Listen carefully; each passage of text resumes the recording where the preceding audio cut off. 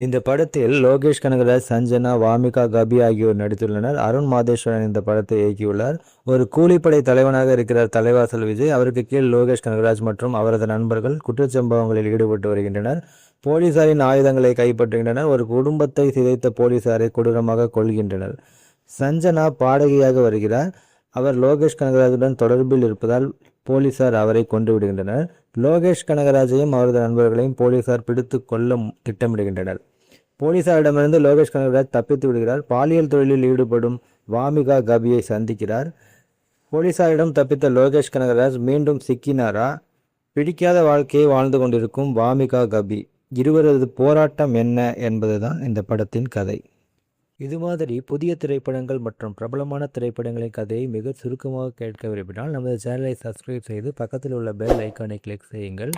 இந்த படத்தை காண வேண்டுமென்றால் கமெண்ட்ஸில் சொல்லுங்கள். இது போன்ற வேறு ஏதாவது திரைப்படங்கள் உங்களுக்கு கதை வேண்டுமானாலும் கமெண்ட்ஸில் சொல்லுங்கள். நன்றி.